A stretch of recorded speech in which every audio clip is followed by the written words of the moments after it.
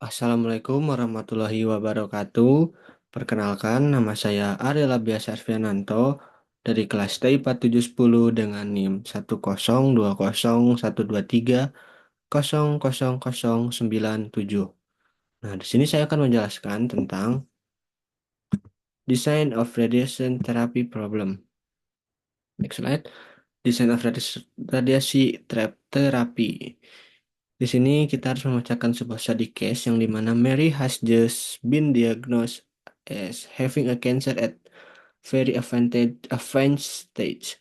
Specifically, she has a large malignant tumor in the bladder area or a whole bladder lesion.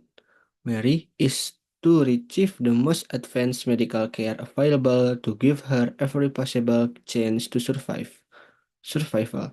This care will include extensive radiation therapy. Radiation therapy involves using an external beam treatment machine to pass ionizing radiation through the patient's body, damaging both cancers and healthy tissues. Each beam delivers more radiation to the tissue near the entry point than to the tissue near the exit point. Scatter also cause same delivery of radiation to tissue outside the direct path of the beam because tumor cells are typically microscopically interspersed among healthy cells. The radiation dosage throughout the tumor region must be large enough to kill the malignant cell, which are slightly more radiosensitive yet small enough to spare healthy cells. The goal of design is to select the combination of beams to be used and the intensity of each one to generate the best possible dose distribution. Once the treatment design has been developed, it is administered in many installments spread over several weeks. To illustrate how the artificial variable technique deals functional constraint in modern form, we will use the model of design Mary radiation therapy. Jadi di sini tuh kita harus menentukan dengan tabel Mari yang melakukan terapi radiasi yang dimana Mari itu terkena penyakit kanker stadium 4, tumor, dan kita tuh harus melakukan radiasi terapi untuk mencegah merembet ke tubuh-tubuh atau sel-sel dalam tubuh Mary yang bisa membahayakan keselamatan Mary. Dari sini kita dilihatkan oleh di tabel ada area, ada fraction of entry dose absorbed by area atau fraksi dosis masuk yang diserap berdasarkan area, terus restriction and total average dosage in kilorats, di mana kita tuh itu total of dosis dalam kilorats. Yang pertama tuh ada healthy anatomy in beam 1 0,4, beam 2 0,5, terus critical tissue beam satunya 0,3, beam 2-nya 0,1, terus ada tumor region beam satunya 0,5 dan beam 2-nya 0,5. Center of tumor 0,6 dan 0,4. Slide selanjutnya.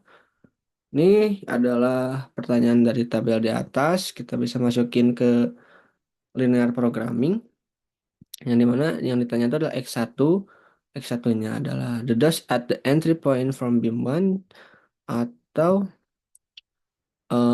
ini. Ini semua itu yang ada dalam beam 1 itu adalah X1. Beam 2-nya adalah the dose at the entry point from beam 2. Beam 2 tuh ini masuknya adalah X2. Setelah itu kita tulis angka-angkanya di sini. Ini tuh dapat kurang dari sampai dengan tuh dari kilorats yang ini dikasih tahunya. Nah, next slide selanjutnya dan bentuk standarnya adalah dengan meminimasi Z yang dimana 0,4x1 ditambah 0,x2 ditambah 0x3 dan 0x4 karena di tabel di tabel study case-nya x4 dan x5-nya itu tidak diketahui. Maksudnya X3 dan X4-nya itu tidak diketahui. Dengan pembatasnya, masukkan ke pembatas yang angka yang dalam tabel sebelumnya dan bentuk standarnya seperti ini. Ini bentuk kanoniknya, di mana ini adalah nanti akan dimasukkan ke dalam tabel. Setelah slide ini saya akan jelaskan. 0 pembatas satunya adalah 0,3 x1 ditambah 0,1 x2 ditambah x3, x4-nya 0, x5-nya 0, x6-nya 0. Jadi tidak usah ditulis apapun. X3 tuh bisa aja 1. 0,5 x1 ditambah 0,5 x2, x3-nya 0, x4-nya 0, x5-nya 1, dan x6-nya 0. Dengan pembatas 3, 0,6 x1 ditambah 0,4 x2, x3-nya 0, x4-nya min 1, x5-nya 0, dan x6-nya adalah 1.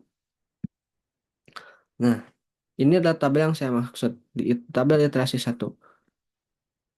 Tabel iterasi 1 didapatkan oleh dari sini. Ini tinggal masuk-masukkan ke dalam tabel-tabelnya. Yang dimana bentuk itu adalah parameter pembatas di slide sebelumnya.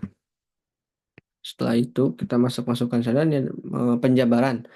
Penjabaran dari ini. Bisa dilihat X1-nya 0,3, 0,5, 0,6. Setelah itu X2-nya 0,1, 0,5, 0,4.